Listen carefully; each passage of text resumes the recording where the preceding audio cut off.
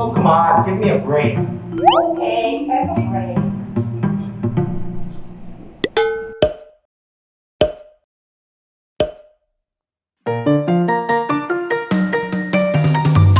Okay Han, sige na, huwag ka na magtampo. Oo, pauwi na rin ako. O dinaanan ko pa nga itong milk tea mo. Tsaka dumaan ako sa drugstore para bilhan ka ng HoneyMoon Herbal Tea. Ha? O sige, see you later, okay? Thanks Han, bye-bye, love you. Ay, na-experience nyo na ba yung magtampo ang misis mo sa inyo?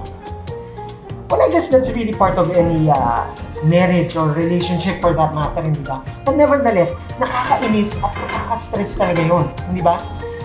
But at least iniisip ko na lang, the best part of any tampuhan ay pwede kayong mag-kiss and make up, hindi ba?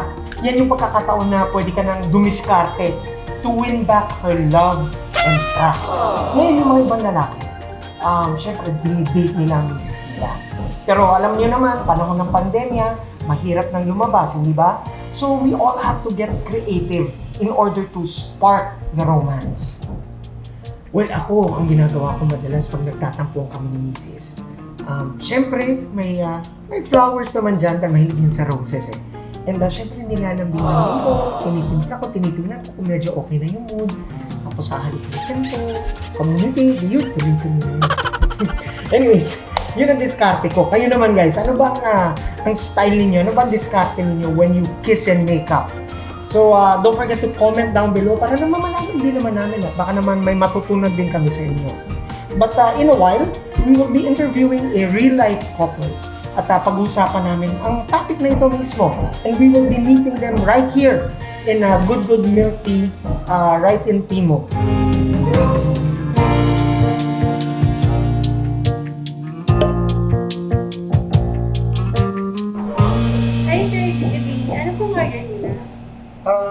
Mrs. ang sunset. But you have that gusto ko katambakan, but you help me.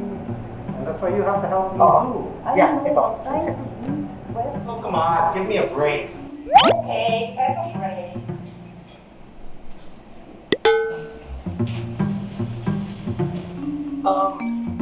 Guys, hello, excuse me. Oh, Yeah, sorry, I couldn't help but overhear. Medyo malakas kasi pagtatalo ninyo. My name is Chuckie Dreyfus, and you guys are? hello po. Ako po si Lord Ancheta. Hi, I'm magsama ni Sheta.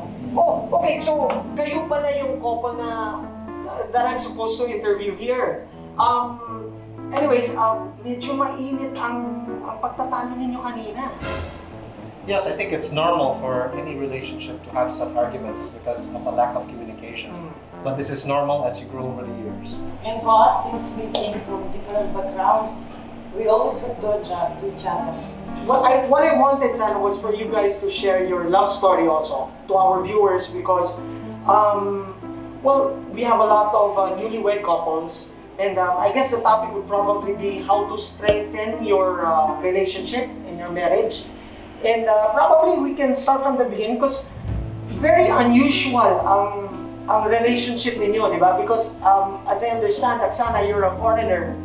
And you, Lord, you're Pinoy ka. Yes. Di ba? So how did this happen? I mean, how did your love story happen? How did it unfold? Well, it first started in 2008. I was young and single and looking for love. So I was out with my good friend and we went out to the best club in Manila, which was Embassy. And then I spotted Aksana from afar. She was with a group of her girlfriends. And luckily for me, my friend knew one of the girls and was able to introduce us. Kate little bit, and I heard how perfect English of course, and I'm not an English-speaking person. And I said, sorry, I don't speak English. And that's it. And he thought that I just didn't like him. And then after some time, we accidentally met in another company of people. And I was more relaxed, I talked to him, we exchanged numbers, and then he invited me for a date. Magaling ka naman mag-English, di ba? So hindi naman nosebleed mo kami. No, normally I speak English at home, so Yeah. I grew up speaking English, but my Tagalog konting balak. That's fine. At least because she doesn't speak Tagalog naman. Okay, so you've been together for how long already? We've been together for close to 13 years. Okay, it's pretty long already. So my question to that is, what is your secret to a loving relationship? I can define a long-lasting relationship. It should have a foundation of trust, good communication, and of course, great sex. Yes. And of course, mutual interest. Like we like to travel together, we like to eat together, discover new restaurants. But now, since it's lockdown, we have to find something what we can do together, something interesting while we indoors.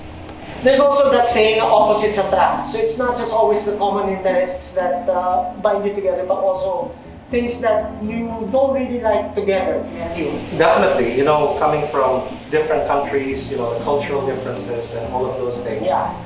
And I think aside from having some common interests, it's also important to have those differences so that you can grow together as a couple.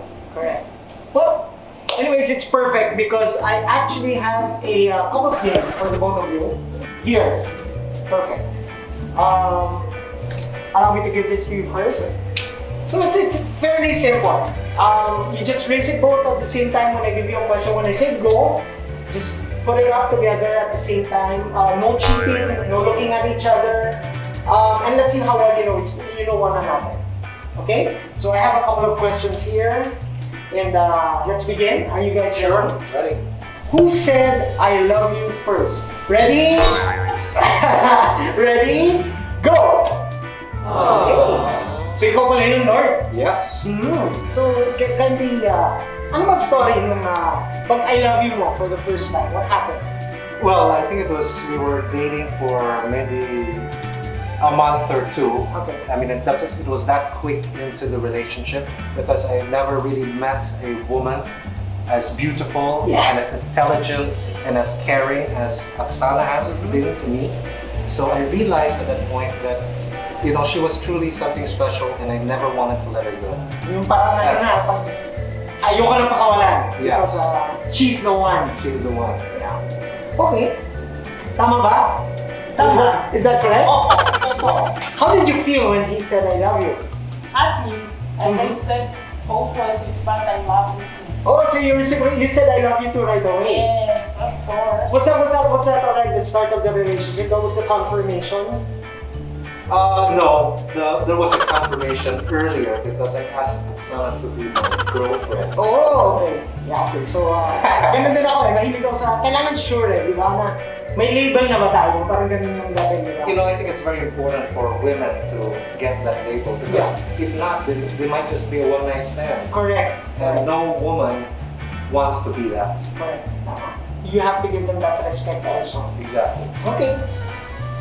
Who usually makes the first move o yung nangangalabit when they want to get it on? Ready? Go! Sagot lang sa akin siya eh. So I guess that's a good thing, because you have your moments. So kindly expound on that. Well, I think what this answer shows is that we both want to get it on. Yeah. Tama na yun. Let's get it on. It means we're both physically attracted to each other. Yes. And of course, having the emotional attachment also makes it an even better experience. Yeah. Well, the thing is, for me, if she wants it, what am I gonna do? Say no? I'm always ready for it. So, Okay. I never have masakit ulo. So if I just don't feel really like I'm in the mood right that time, I'm still just doing it, but not faking. Okay. Okay. That's nice. So most of the time, it's a good time. yes. There's no bad time not to do it. I don't think there's such a thing as bad sex. Okay. My next question is, and I'll probably need you to raise your cards again. Who usually says sorry first? Ready? Go. Oh, okay. I think the reason why we have different responses there is I think we each can take blame for when we do something wrong. So I think that's part of the communication process and admitting guilt. when you did commit Yes. an error. So, I believe at the end of the day, the kindness should go first. And if you have mistake and if you did wrong, you have to acknowledge and you have to apologize. But for me, I understand it's really matters to apologize. Even sometimes when it's not your fault, it's okay also. Yes, because the intention to patch things up is very, very important. Yes. May kasabihan nga kami sa bahay, normally saying nga na hindi dapat matulog sa gabi na may pinag-aawayan pa previously. Dapat bati na kayo bago kayo matulog. I don't know if you've heard that saying before. But yes, you don't let sleeping dogs lie. Yes. You have to resolve the issue so that it can grow bigger. Yes. So I guess it's really a challenge for married people to maintain that relationship, to maintain that intensity and passion. I guess you would agree?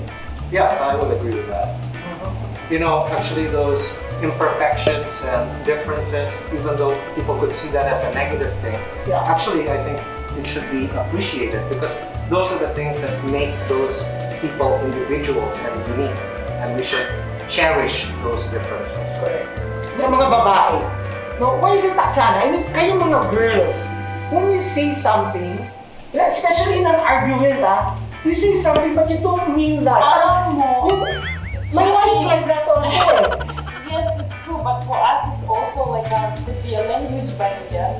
And women have a lot of things going on in their mind, and sometimes they want men to pursue even more.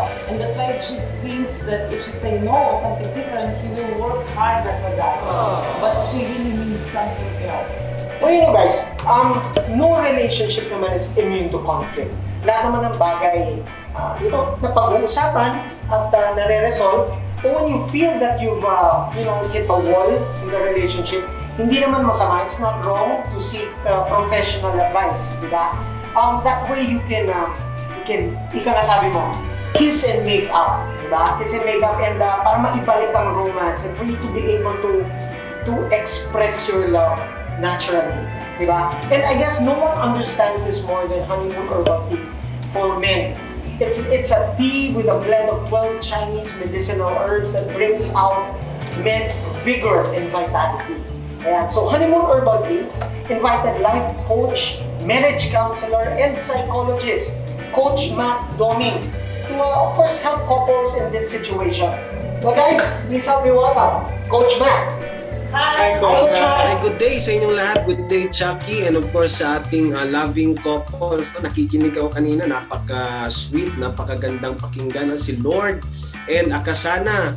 And it's nice to meet you. And of course, I would also like to greet yung mga viewers natin, mga sumusubaybay ng ating programa for always being loyal. And of course, it's always an honor to be here with the HoneyMoon Herbal Tea because of its advocacy to give wisdom para sa ating mga couples, sa ating mga married couples para mas mapaigting pa ang kanilang marriage and of course ang kanilang sexual life. So again, ano ba ang i-present ko ngayon? May mga konting i-share lang ako with regards sa napag-usapan kanina. And of course, sinabi na ito kanina ng couple na tinanong ni Chuckie kanina na what's the secret of your long years of being together, and the couple said that it's about trust, communication, and of course hindi mawawala dyan yung ating wild sex, brought to you by HoneyMoon Herbal Tea, expressing the love naturally. So maipapakita lang akong presentation. So ang title ng aking presentation, simple lang naman marital conflict, communication is the key. Sex, of course, can be a strategy. So, paano nga ba natin maiiwasan ang mga unnecessary marital conflicts na sometimes hindi naman talaga mawawala sa isang relationship, right? Kasi sabi nga nila, pag walang pag-aaway, walang misunderstanding sa loob ng relationship, ibig sabihin patay pala yung relationship na yun.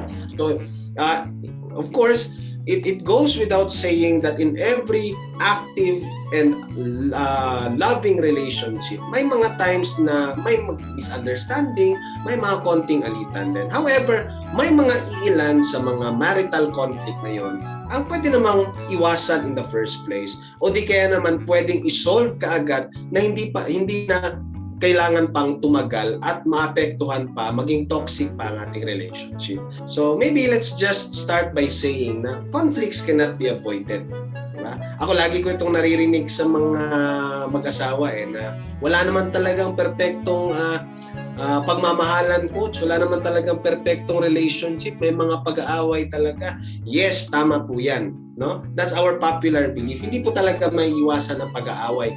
Ngunit, ang mahirap po dito is kapag ginagamit na po natin itong excuse or justification sa mga pang-araw-araw na conflict.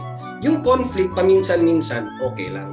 Pero kapag nagiging araw-araw na yan or palagi na, meron na tayong dapat bigyan ng atensyon. Baka naman may problema dyan. Kaya nga sinasabi ko, repeated conflicts are signs of unhealthy communication. Baka naman kulang kayo sa communication.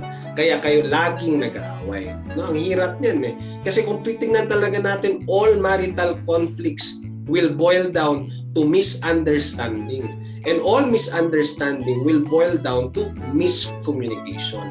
Mahirap dyan kapag laging may miscommunication, talagang laging may pag-aaway. Kasi mahirap po sa atin, especially mga Pinoy, hindi naman po tayo talaga na-train kung paano makipag-communicate sa ating mga asawa, kung ano yung mga communication style ng mga parents natin. Minsan yun yung nasusunod natin Kasi most likely, yung mga pamamaraan natin para mag-solve ng pag-aaway, dalawa Number one, yung acting as if walang nangyari. Yung parang nag-away, sobrang pag-away ngayon. Tapos nag-walk out. Tapos pagbalik, parang walang nangyari. Acting as if miscommunication po ang tawag doon. Mali po yun na technique. Although na magkabating kayo ngayon, pero pinagpaliban nyo pinalipas nyo yung conflict, hindi nyo na-resolve. So mangyayari dyan, mababaon yan. Mababaon sa ating puso at mababaon sa ating alaala. Pangalawang hindi magandang pamamaraan ng pag-solve ng conflict is yung tinatawag nating undoing. Wala naman po masama sa pagsusuyo, no? Sinusuyo mo yung partner mo kasi may mga times na ganun talaga. Pero kapag hindi kayo nag-usap, parang sinuyo mo lang, binigyan mo ng regalo, kumbaga pre-night mo, o parang sige, pinapunta mo sa isang magandang lugar. Although maganda nga, nagkabati nga kayo dahil sa ginawa niyang yon, pero hindi niyo napag-usapan. So unresolved pa rin, again, nabaon sa alaala, nabaon sa puso. Kaya ang magiging resulta niyan is fighting over the same issue over and over and over and over and over again.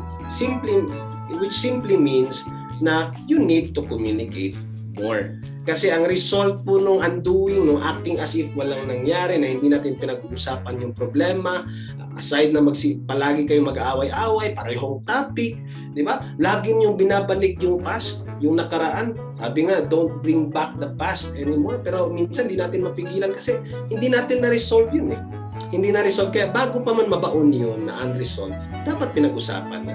Di ba? So yun ang nangyayari. Kaya paulit-ulit yung conflict.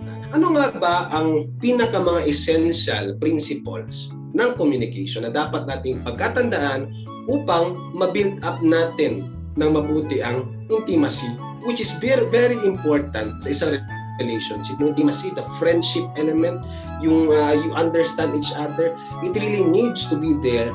And one way, and the most important way to do that is communication. So, ito, number one, communication means setting aside our biases and our need to be right. Mahirap po ito kasi human as we are really designed to be selfish and narcissistic. Na kapag mga bagay na mahalaga sa atin na threaten, magiging defensive tayo. Pagsasabihan tayo, ikaw kasi ganito ka, ikaw kasi mayabang ka, magiging defensive tayo kahit minsan totoo naman Kasi tayo talaga ay narcissistic in the first place. Pero sa pag-aasawa, May nagsabi ng expert na sa pag-aasawa daw, parang malabo, parang imposible daw magsama ang dalawang tao kasi totally opposite eh. Men are from Mars, women are from Venus, magkaibang planeta, di ba? Tapos magkaiba ang past nila, magkaiba ang experiences, magkaiba ang pagpapalaki, marami magkakaiba experiences, tapos nagsama, united to become one, parang imposible, sabi ng expert. Pero nangyayari lang po yan. Nagiging possible lang po ang totally opposite persons na maging isa, maging isang soul, maging isang heart when they communicate. When they communicate. And when you communicate, sometimes you need to set aside the biases, yung mga akala nating tama. Because in a relationship, it is not important to be right. It is more important to be harmonious. So next is, communication means opening yourself up to your partner. Yan. Mahilig tayo mag-open up sa mga barkada natin, inom-inom, sinasabi natin yung mga problema natin, pero may mga times na hindi natin nasi-share sa mga partner natin, di ba? Kung may tao man na kailangan maging open ka, mga sikreto mo, mga kinakatakutan mo, mga childhood experiences mo, mga trauma mo sa buhay, i-open mo yan sa iyong partner. Kumbaga, wag mag-filter. Kasi bakit ka pa mag-filter itong taong to magiging kasama mo to habang buhay Diba? Bakit ka mas nagiging open sa mga kaibigan mo? Mawawala din yan. Ba't ka mas open sa kapitbahay mo? Hindi mo naman kaano-ano yan. Maging open ka sa taong makakasama mo habang buhay. So kumbaga walang filter, walang halong pretensions. True, authentic dapat yung pag-share natin. And of course, kapag nagsasalita ang ating partner, makinig tayo. Pag sinabing makinig, iba yan sa hearing. Listening is different to hearing because hearing is just, parang tapos lumalabas sa kabilang tenga. Listening is really actually removing your bias and understanding the person, the partner, as he or she himself or herself. Kumbaga, we respect that person. And last but not the least, communication is letting yourself vulnerable and weak to your partner. Huwag tayong mahiya sa ating partner. Huwag tayong mag-alala kung magiging weak man yung paningin nila sa atin kasi partner natin yan Kumbaga, other half natin, better half natin yan. So, it's also good to allow ourselves to be weak kasi meron naman tayong mga sugat. We all have our wounds. We all have our weaknesses and let us allow ourselves to be assisted and helped by our partner. Communication. So communication is not just about usap-usap, conversation. It involves a lot of things, kagaya ng binanggit ko kanina. Now, why is communication important? Again, it builds intimacy, the friendship, the best friend element in a relationship. Kung gusto mo maging best friend ang asawa mo, communicate. Kung gusto mo maging kaibigan, maging karamay mo, kapag kaiyakan mo, you cry on his or her shoulders, you build the intimacy through communication.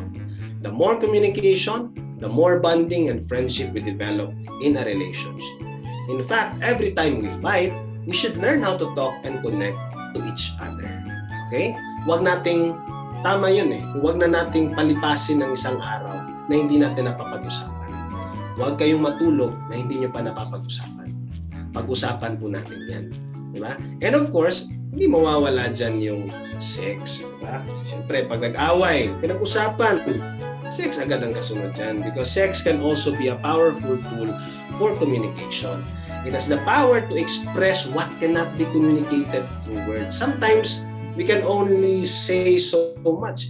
May mga bagay tayong gustong sabihin na hindi natin nasasabi through words. Kaya, ipakita natin sa action. Ika nga, action speaks louder than words. Kaya, do some action, do some sex. Okay? Make up sex ang tawag natin dyan.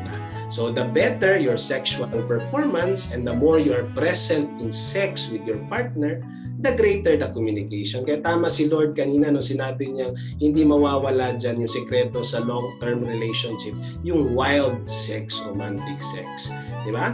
Kaya communicate more and don't forget to add up, make up sex with your partner. That's the secret of intimacy. That's the secret of a long and happy relationship. Communicate plus sex equals intimacy and happy marriage. Maraming salamat and I hope marami po tayong natutunan ngayon at napulot ng mga wisdom na pwede natin gamitin para i-improve pa ang ating married relationship or married life. Okay, thank you very much, Chuckie, Lord, and Akasana, and of course, HoneyMoon Herbal Tea na tumutulong sa atin na to express our love naturally. Okay, so ang galing na sinabi ni Coach Matt, di ba? And I guess tama naman talaga siya. Making love is not just an expression of your love. It is also a constant reminder that you are always there for each other, right? I agree with Coach. I believe sex is healthy for both the relationship and for our bodies. I have to agree with Oksana, just like our honeymoon. Diba? Yung face eh, parang lagi init, diba? But speaking of honeymoon, our friends from Reg Diamond Pharmaceuticals has a little surprise for the both of you, okay? To help you express your love naturally. So, ta-da! Wow! Let's see what we got in here. Ooh, Looks like HoneyMoon Herbal Tea. I think malaking tulong ito. I want to try this out as soon as possible. Balitaan niyo ako Are you ready? Always ready. Ayan! Siyempre kasi, one is not enough, di ba? Baka naman mabitin ka. The more the merrier. I really hope this can let us express our love. Sigurado yan, oo. Every night is honeymoon night. Diba? Looking forward to it. Alright. So anyways, Mr. and Mrs. Ancheta, since we all know what Coach Matt has shared with us already, I will give you a moment to express your love to one another naman. So I will probably start with you. Your message to Oksana. Oksana, I love you. You're special to me. You always have been, you always will. Thanks for being that special person who always lifts me up when I'm down. You know, love is not finding somebody to spend the rest of your life with. It's about finding somebody you can't live without. And I am so lucky to have found you, because you don't just make my life beautiful, but you make this a better place, a better world to live in. But on our wedding day, I pledge to love you in any condition, in health and sickness, in wealth or poor, bad times, and of course those vows was tested by time. After 11 years, you know how many things we gone through, bad and good, and how much support I had from you, and emotions and feelings that I feel like we get even more into each other. I feel like you are my soulmate, my lover, my brother, my mother, my father, everything. I cannot even imagine how can I be without you. And I'm happy that today we had that conversation, and it makes me again understand and reassure myself nothing is more important than keep genuine interest and passion on each other. So from my heart, I love you and I want you always. Grabe, ang sweet naman ito. Pag hindi kayo nag-away kanina, dinig ko kayo doon. Sobrang nakakatawa naman. So, aside from the honeymoon gift pack, gusto rin naman ni HoneyMoon Herbal Tea na mas lalong pagtibayin na pasarapin ang pagsasama ninyo. So, we have another surprise for you. Yan, para magkaroon kayo ng more quality time together. HoneyMoon Herbal Tea would like to give you a free overnight hotel staycation gift certificate. Wow! Okay? So, isama mo yan with the HoneyMoon Herbal Tea. Dapat todo-todo na yung pag-express ninyo ng love naturally. Diba? Ang sosyal, 5-star. Yeah! Thank you, HoneyMoon Herbal Tea, for such a pleasant surprise. We are so looking forward to spend more quality time together in our staycation. Awesome. Dapat parang ano na yan ha, parang second honeymoon na ninyo yan. Yes. So, balitaan niyo ako pag may bagong baby na ulit, ha? Definitely. Well, maraming salamat. I'd like to thank you, Lord. Thank you, Oksana, for sharing your intimate journey with us, as well as to our viewers, our newlyweds, and, for being very, very open and accommodating. Maraming salamat. Thank you, Chuckie, for having us. It was good fun. It was a pleasure being here. Thank you, Chuckie. It was very interesting conversation and it was very pleasure to meet you and thank you for this. Okay, so, when arguing makes you distant from one another, kiss and makeup, di ba? I mean, makeup sex not only boosts one's foreplay, di ba? It also strengthens your bond and closeness. Ngayon, hindi naman namin sinasabi na makipag-away kayo or try to create arguments in order to just have makeup sex, di ba? But, pag nandiyan na yung oportunidad, when the opportunity presents itself, never miss that opportunity to have makeup sex, di ba? Lalo na pag pinagsama mo yan ng HoneyMoon Herbal Tea. Aba, all natural, kaya walang side effects whatsoever. So, we are very, very thankful to our couple, si Lord at saka si Oksana. Maraming salamat for sharing your wonderful and intimate journey with us. And of course, maraming salamat din kay Coach Matt for his professional advice. Siyempre, hindi natin kakalimutan ng ating special sponsor, ang HoneyMoon Herbal Tea, for making all of this happen. Now, to our viewers and fans, siyempre, mahal na mahal ko kayo. Maraming salamat for watching this. Sana naman po ay meron kayong natutunan at mas mapatibay ang inyong relationship as husband and wife and your relationship overall.